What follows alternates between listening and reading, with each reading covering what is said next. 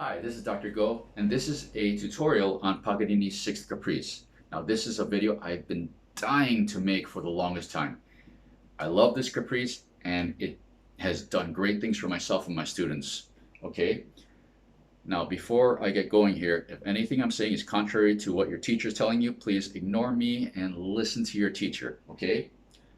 That being said, let's continue. If you'd like to try something that's really new, because I've never seen anything like this on the internet yet. Maybe it's out there and I just haven't seen it, but I haven't seen it. So for me, this is new. So if you'd like to try something new, please watch ahead. Okay? Now, Paganini did not write this in trills or left-hand tremolo. He wrote 64th notes. Okay? If you listen to recordings of the Sixth Caprice, you'll hear people, they're screaming away. But when they slow down for chord changes or stuff, or at the end or things like that, you will hear it's not the amount of notes that actually are written out by Paganini. Okay, I'm not trying to take away from the artists. They probably interpreted this as trills. That's not what Paganini wrote, but it's okay, artistic license to interpret it a different way. Okay? However, if we follow what Paganini wrote, why did he do the 64th notes? I'm not going to try to answer why. However, we are going to follow what he wrote and see where that leads us. Okay, so this is a two-step system. Step one, we're going to measure every two 64th notes with just a pull of the index. We're not going to push down. Don't push, just pull. Okay, and you want to pull about one contact point with each pull. There are about 21 contact points between the bridge and the fingerboard, but that's a topic for another video, another discussion. Okay, so about one contact point, and it's going to look, so you mark every two. You can see my index finger moving, and I'm moving more than one contact point for the purpose of the video right now. Okay, you don't want to do this from the wrist, okay, just from the index, and you don't want to stop the arm. You don't want to do anything in the arm. Nothing like this, or that's even worse, stopping. It's a smooth arm, and you just pull with the index. Okay, you might want to start really slow at first just to get used to it. Okay, and just feel comfortable. Don't feel stressed about it. You gotta stay loose when you're doing this. Okay, now once you can do every two, then mark every four.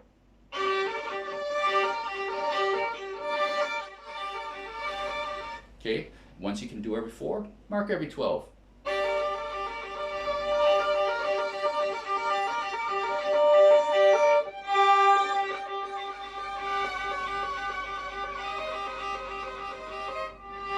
Okay, so after you get every 12, then it's time to switch to step number 2.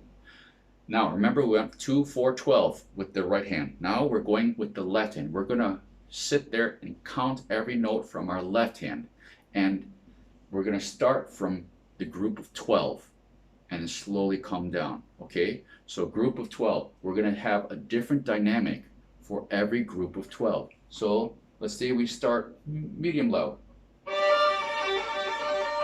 Okay, so one dynamic, second dynamic, move the contact point, third dynamic, one dynamic here, another one, another one. Okay, yeah, so I'm using contact points to do my dynamics now, so I don't have to push. Now, once you have control of every 12, try every 4. So this one, I'm going to go medium loud, come down a little bit more, come up a little bit. As I decrescendo, I slow down, I'm going to decrescendo. Then the new one, I'm going to shoot this.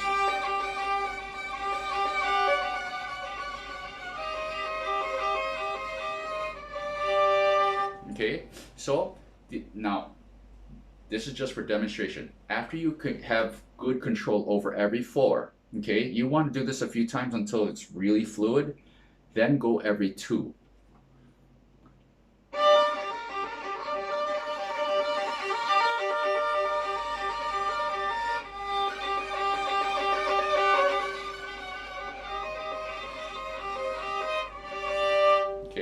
And you want to do this until it's really fluid and comfortable feeling. Now, I don't perform it this way. I'm just trying to demonstrate to you moving contact point and everything like this. And keep in mind, you're supposed to have the long line in mind.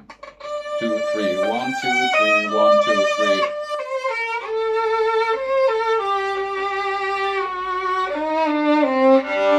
Okay, and so on and so forth.